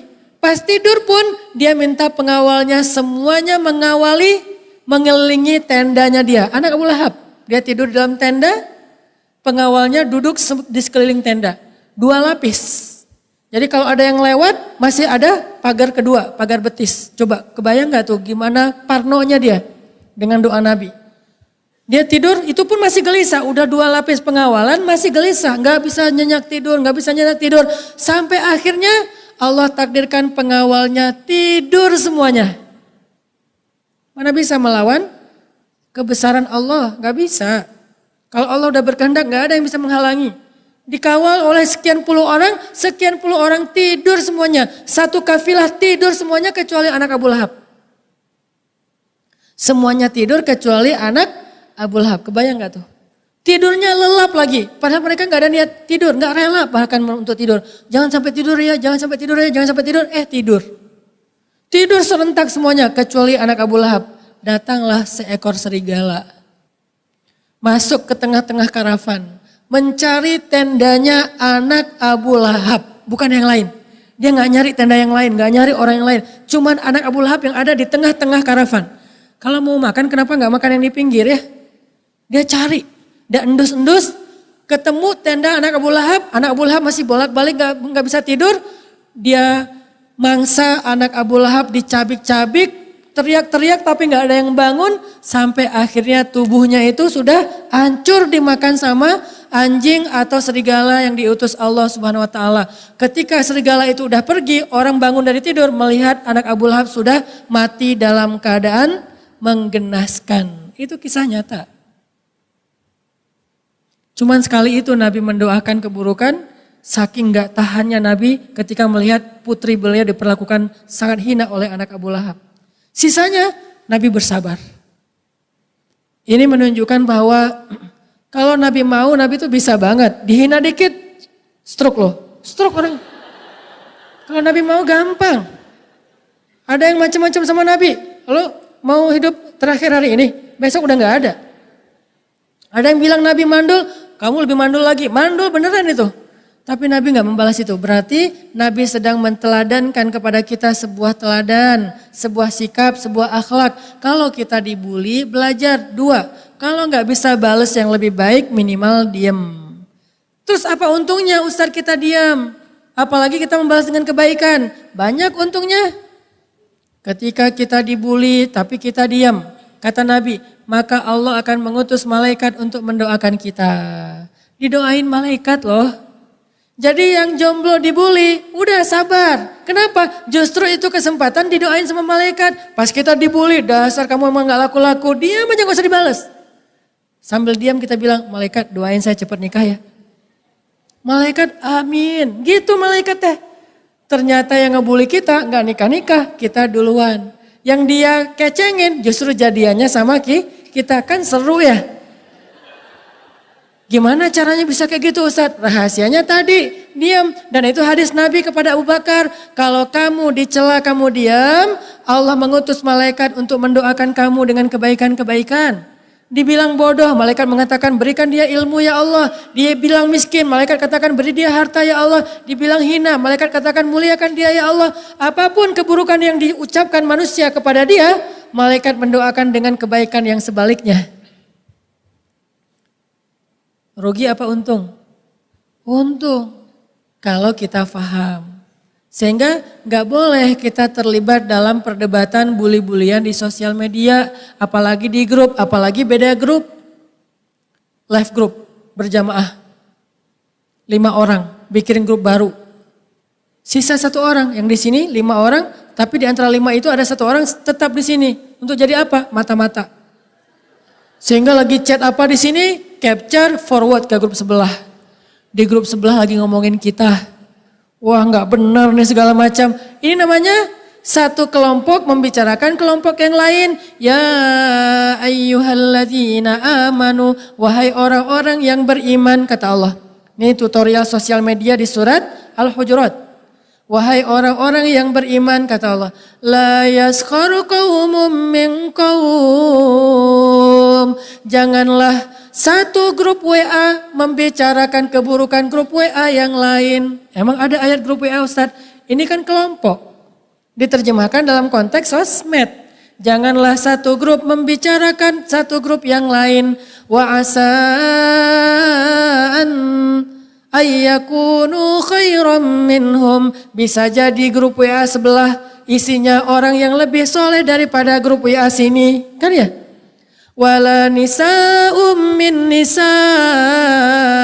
Janganlah grup WA yang cewek-cewek membicarakan grup WA cewek-cewek yang sebelah. Bikin grup WA baru pulang umroh. Namanya solehah.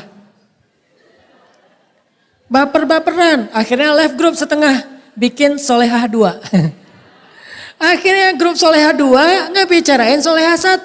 Yang solehah 1 ngebicarain solehah 2. Ada ayatnya. La yaskhar qaumum min qaum wala nisa'um min nisa'. Itu solusi banget, ajaran Al-Quran banget tuh.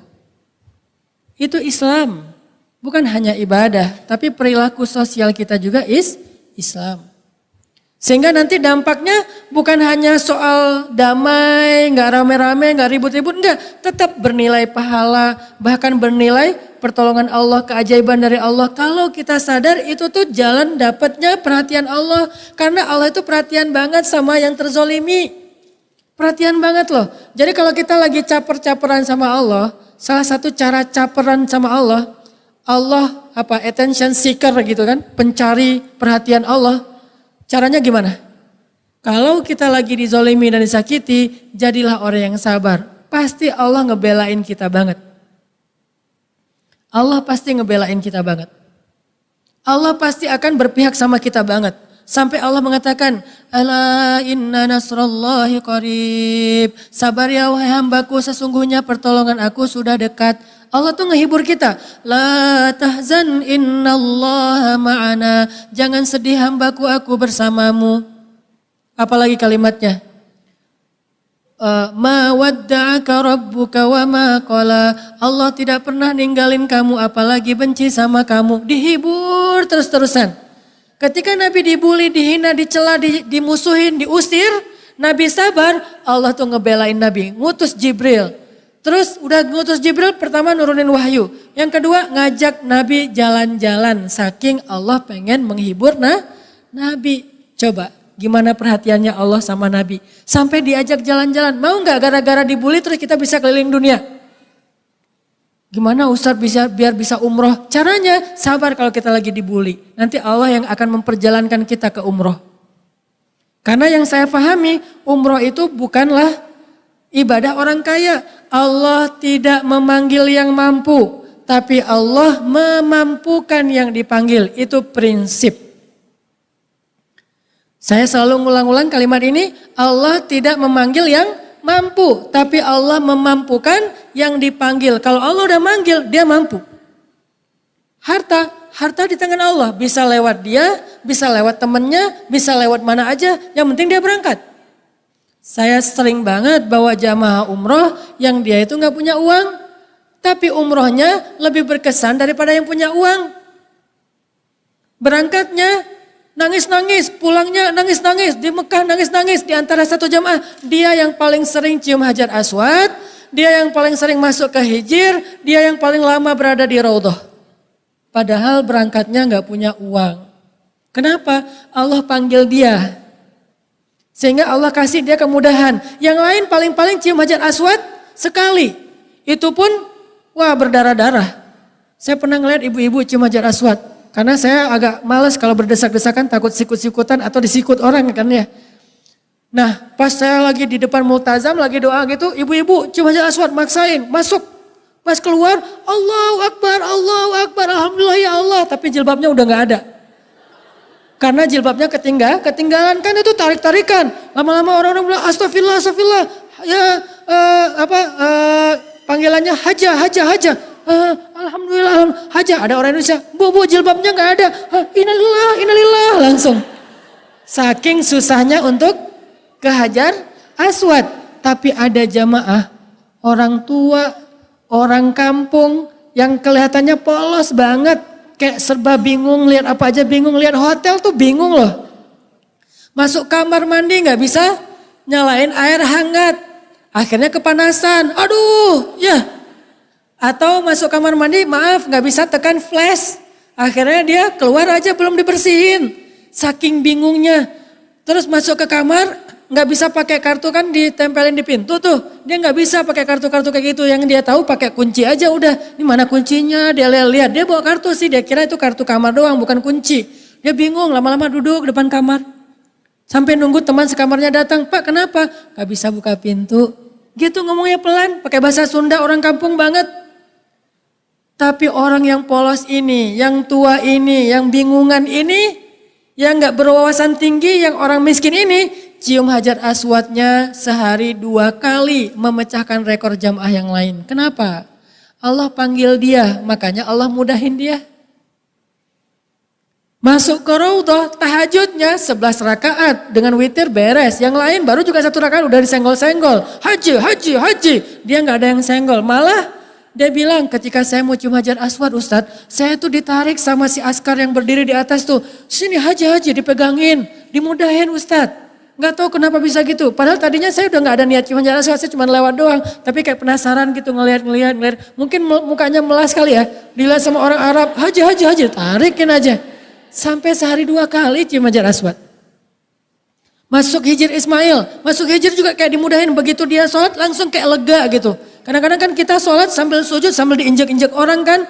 Kadang-kadang nyangkut di antara orang lain, nyangkut di ketiaknya lah, apa segala macam. Ada yang mau pingsan. Ini kita, tapi dia, saya lega Ustaz sholatnya. Saya cuma ajar aswatnya mudah Ustaz. Saya masuk ke raudhah itu bisa lama Ustaz. Kenapa? Allah panggil dia, makanya Allah kasih dia kemudahan. Nah, Nabi pernah dihibur oleh Allah dengan jalan-jalan. Namanya Isra dan Mi'raj. Jalan-jalan di bumi sama jalan-jalan di langit. Mungkin kita nggak bisa jalan-jalan di langit, tapi minimal Isra-nya bisa. Kapan Nabi kok diajak jalan-jalan sama Allah? Ditemenin oleh guide paling profesional dan paling keren, paling humble, paling keren se-Eropa lah. Siapa? Gabriel. Bahasa Inggrisnya Jibril. Ditemenin sama Gabriel coba, kan keren banget kan? Dan Gabriel itu kalau lagi turun menjelma sebagai cowok paling kece udah. Sakit, dan dia cowok kece tapi nggak bening kayak Chan ya. Kalau Chan kan terlalu bening kan sampai kita jadi menundukkan pandangan ya. Kalau Jibril tuh saking kerennya tuh kayak ganteng-ganteng malaikat. Di kita ganteng-ganteng hewan aja udah keren kan. Ini bukan hewan loh, malaikat. Karena Jibril menjadi laki-laki, karena Jibril bertemu dengan Nabi dengan wujud asli cuma 2 kali. Ketika wahyu pertama sama ketika di Sidratul Muntaha. Sisanya Jibril kalau ketemu Nabi, nongkrong bareng Nabi selalu jadi laki-laki yang sempurna. Cowok keren banget. Gimana sempurnanya Jibril? Sampai bikin Umar itu gak bisa tutup mulut. Umar ngelihat Jibril gini aja. Datang Jibril, Assalamualaikum. Gaya banget kan, auranya, karismatiknya. Pokoknya ganteng-ganteng malaikat lah pokoknya. Datang, wangi tubuhnya, bajunya rapi, gak ada lecek sedikit pun. Wajahnya tuh kayak habis wudhu, rambutnya kayak habis mandi, klimis. Nama bahasa Arabnya Al-Masih. Tahu arti Al-Masih? Al-Masih itu artinya yang rambutnya rapi. Ada 2 arti Al-Masih. Ada yang rambutnya rapi, makanya Isa Al-Masih yang rambutnya itu basah terus. Di depannya basah terus kayak ada ujungnya, di ujung rambut tuh kayak ada mutiara air. Itu Isa banget. Arti kedua dari Al-Masih yang berjalan di muka bumi.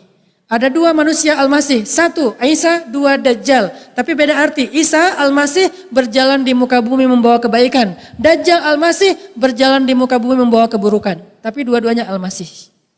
Wa'udzubika min syarri fitnatil Masih Dajjal. Jibril datang, rambutnya sepundak, ikal, rapih kayak pakai gel. Janggutnya rapih, wajahnya auranya luar biasa, glowing. Gak tahu pakai skincare-nya apa tuh. Kalau ada langsung tuh ya luar biasa. Skincare judulnya Jibril. Ganteng-ganteng malaikat. Duduk nih Jibril, menautkan lututnya dengan lutut Nabi. Duduk dekat banget sampai bertaut lutut mereka berdua. Ini nih temen Nabi banget nih, gengnya Nabi banget, Jibril. Nabi kalau nongkrong, bareng tongkrongan beliau itu adalah Jibril. Jibril nongkrong yuk. Di mana nongkrongnya Nabi? Tempat nongkrong favorit Nabi dan Jibril adalah antara mimbar dan mihrab Nabi yang kita kenal dengan nama Raudhah. Itulah tempat favorit nongkrongnya Jibril sama Nabi. Makanya saya bawa putra-putra saya, Ayyash, Yahya Ayyash sama Ertugrul. Kemarin pas umroh kalian harus nongkrong di tempat nongkrongnya Nabi. Di tempat nongkrongnya Hasan dan Husain. Di tempat nongkrongnya Ali bin Abi Thalib. Nongkrong di antara mimbar dan mihrab Nabi. Karena kalau bawa anak kecil itu gak harus ngantri. Bapak-bapak kalau bawa anak kecil gak harus ngantri. Dia pakai jalur khusus. Langsung di depan, di mihrab. Yahya ikut sholat bareng bapak ya, sholat aja. Ertugrul, namanya juga anak kecil kan ya. Dia manjat-manjat. Tapi yang dia panjatin apa? Mihrabnya Nabi. Yang dia panjatin apa? Mimbarnya Nabi. Saya merasa bersyukur, alhamdulillah dia udah manjat-manjat mihrabnya Nabi. Gini-gini, usap-usap. Ya terserah kamu deh, yang penting dia ada di tempat tongkrongan Nabi sama Jibril. Allah ngutus, wahai Jibril, ajak Muhammad jalan-jalan, kasihan dia. Kenapa? Karena dia lagi diusir. Diusir di Mekah, diusir di Taif. Kenapa diusir di Mekah dan di Taif? Karena dia gak punya lagi pembela. Kemana pembelanya? Meninggal dunia dua-duanya. 1 Abu Thalib, 1 Khadijah. Sedih banget, akhirnya dia tidur depan Ka'bah saking gak ada tempat berlindung. Malam itu Nabi tidur depan Ka'bah. Dan Ka'bah dulu bukan di dalam masjid, masih di luar. Posisinya gak ada masjid dulu, cuman ada bangunan Ka'bah, tidur depan Ka'bah. Sendirian, Khadijah udah meninggal, Abu Thalib udah meninggal. Penduduk Mekah dan Taif mengusir beliau, sedih. Tapi beliau sabar. Diusir sama penduduk Taif, nggak dibales. Padahal ada kesempatan ngebales kapan? Malaikat gunung bilang, ya Rasulullah, saya nggak tega melihat Nabi terluka, melihat Nabi dihina. Ya Rasulullah, saya udah minta izin kepada Allah untuk mengangkat gunung ini. Tapi Allah mengatakan harus dengan seizinmu ya Rasul. Coba, saking mulianya Nabi. Kalau engkau katakan boleh, saya akan angkat gunung Taif ini, saya balikin, saya timpakan kepada penduduknya. Saya kemarin ke Taif. Ternyata Taif itu gunung batu. Memang subur, tapi batu. Satu batu aja yang ukuran satu ruangan ini nih, kalau diambil dibenamkan kepada satu penduduk, habis udah. Ini satu gunung batu. Tapi apa jawaban Nabi? Wahai malaikat, mereka gak ngerti, biarkan mereka. Aku berharap anak-anak mereka kelak akan menerima agama ini dan menjadi pembela. Sabarnya Rasul. Gak dibales. Padahal kalau kita coba, lagi dibully di sosmed, datang malaikat. Lo mau gue balas? Balas malaikat, balas. Gitu kan ya? Kalau bisa hancurkan sehancur-hancurnya ya Allah kan gitu kan. Enggak. Nabi enggak kayak gitu. Jangan malaikat, jangan. Akhirnya pas Nabi pulang ke Mekah, Nabi tidur depan Ka'bah, Allah enggak tega. Kan dasarnya Allah itu zat yang maha tidak tega kan. Gampang kasihan. Apa bahasa Arab gampang kasihan? Pengasih. Arabnya Ar-Rahman. Maha pengasih. Arti maha pengasih bukan ngasih. Arti maha pengasih itu gampang kasihan. Allah kasihan ngelihat Nabi, hambaku baik banget, hambaku sabar banget, hambaku dihina-hina seharian, kasihan dia. Jibril ajak Muhammad jalan-jalan. Jibril datang bawa kendaraan jet pribadi namanya Buraq, udah gak ada pesawatnya sekarang. Dulu ada pesawat di Indonesia namanya Buraq. Jet pribadi, Buraq, kecepatannya lebih daripada cahaya. Buraq diparkirin depan Ka'bah, Jibril datang, ya Rasulullah, Nabi bangun, hah? Kamu Jibril, ya ada apa Jibril? Yuk jalan-jalan yuk, coba kan seru ya. Dimudahin sama Allah jalan-jalannya, itinerary-nya udah ada, travel agent-nya udah ada, destinasinya destinasi yang favorit kemana? Pertama ke Madinah. Dari Madinah naik ke Bukit Saint Catherine di Mesir. Dari Bukit Saint Catherine ke Al-Aqsa di Palestina. Beres di Al-Aqsa dengan sholat berjamaah, baru naik ke langit 1, 2, 3, 7. Sampai di Baitul Ma'mur ketemu dengan ayah beliau Ibrahim alaihissalam. Lagi ngapain Ibrahim? Lagi nongkrong di Baitul Ma'mur. Apa itu Baitul Ma'mur? Masjidil Haram yang ada di langit. Masjidil Haram yang ada di bumi namanya di Mekah. Masjidil Haram yang ada di langit namanya Baitul Ma'mur. Ibrahim lagi nongkrong di Baitul Ma'mur, menyandarkan punggungnya di salah satu tiang Baitul Ma'mur, lagi zikir. Datang Rasulullah. Ibrahim menyambut, ahlan biwaladin salih, ahlan binabiyyin salih. Selamat datang anakku yang soleh, selamat datang nabi yang soleh. Disambut oleh Ibrahim, pelukan, cipika-cipiki gitu kan ya. Tapi cipika-cipiki orang Arab gitu kan. Udah gitu Nabi Ibrahim cerita, dikisahkan oleh Ibrahim tentang perjuangan Ibrahim. Saya juga dulu berjuang gini. Sabar ya ayah gitu. Ketemu Nabi Musa di langit kelima kalau nggak salah. Nabi Musa cerita, dulu saya tuh revolusi ngelawan Fir'aun. Kamu baru ngelawan Abu Jahal. Saya itu Fir'aun lebih dahsyat, 100 kali Abu Jahal. Oh iya gitu ya, kuat nggak? Kuat, alhamdulillah. Kamu harus lebih kuat wahai saudaraku Muhammad. Insya Allah kuat. Ketemu siapa lagi? Nabi Idris yang wafatnya di langit ketiga. Kata Nabi Idris, saya itu dakwahnya setiap hari 24 jam. Ketika saya meninggal aja, saya nggak rela meninggal karena pengen dakwah lagi. Jangan patah semangat untuk berdakwah ya saudaraku Muhammad. Ya wahai Idris, semangat lagi. Ini nih jalan-jalan paling keren loh. Ketemu dengan nabi-nabi. Kalau bahasa kita ziarah sowan-sowan gitu ke nabi-nabi. Kenapa nabi diperjalankan oleh Allah? Kok dapat tiket traveling keliling dunia dan langit? Karena Nabi sabar ketika dibully. Jadi siapa yang pengen keliling dunia, pengen traveling, pengen jalan-jalan, bersabarlah. Dan saya ngerasa, habis dibully, jalan. Kemana? New Zealand. Hobbiton. Minum ginger beer. Kok Ustadz minum bir? Namanya ginger beer, aslinya jahe dan soda. Ginger beer. Itu halal, zero alkohol, ada label halalnya. Minumnya di mana? Di Hobbiton, tempat lokasi syuting film Lord of the Ring. Dingin-dingin minum ginger beer sama pacar halal. Hasil apa? Hasil bulian. Bisa jalan-jalan ke New Zealand. Main longboard, keliling di New Zealand pakai longboard. Udah. Bully lagi, jalan-jalan ke Turki. Bully lagi, jalan-jalan ke Jepang. Bully lagi, jalan-jalan ke Korea. Bully lagi, jalan-jalan ke Mekah. Bully lagi, terus aja gitu. Makin sering dibully, makin sering jalan-jalan. Alhamdulillah, saya percaya banget ternyata salah satu hadiah untuk orang yang sabar ketika disakiti adalah dihibur oleh Allah. Salah satu cara Allah menghibur, Allah mudahkan dia untuk berjalan-jalan melihat kebesaran Allah Subhanahu wa taala. Oke, udah azan? Teman-teman sekalian, jadi kesimpulan kita hari ini apa? Pertama, yuk kita sama-sama membuka lagi lembaran-lembaran tentang kajian Islam. Bahwa Islam itu bukan cuma ibadah, menjadi orang taat itu bukan cuma sholat, tetapi menjadi orang yang taat dan beribadah itu juga bisa lewat perilaku dan akhlak. Terutama perilaku sosial kita dan terutama lagi di sosial media. Yang kedua, ternyata dalam Islam sosial media itu udah ada guidance-nya. Al-Quran itu bisa menjadi guidance kita cara bersosial media yang baik. Jadi dia bukan hanya ayat yang dibaca untuk dapat pahala, tapi dia guidance, hudal lil muttaqin, petunjuk bagi orang yang bertakwa. Yang ketiga, cobalah kita belajar dari sikap-sikap Nabi ketika beliau dihina, dicela, dibully, disakiti, difitnah.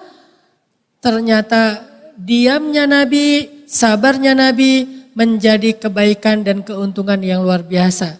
Kalau kita pengen untung yang sama, kebaikan yang sama, kemudahan yang sama, maka ambillah sikap yang sama. Gak mungkin kita dapat untung yang sama tapi sikapnya beda. Apa sikap Nabi? Sabar. Ekspresi sabarnya diam. Ekspresi sabarnya membalas keburukan dengan kebaikan. Ekspresi sabarnya doa. Mudah-mudahan dengan mengambil sikap yang sama dengan Nabi saat kita disakiti orang lain, kita akan dapat kebaikan yang sama dengan Nabi dalam kehidupan dan masalah kita insya Allah. Barakallahu fikum. Allahumma inna nas'aluka ilman nafi'a wa qalban khashi'a wa rizqan wasi'an halalan tayyiba wa amalan salihan makbula. Rabbana ilaika aslamna wa bika amanna wa alaika tawakkalna wa ilaika anabna.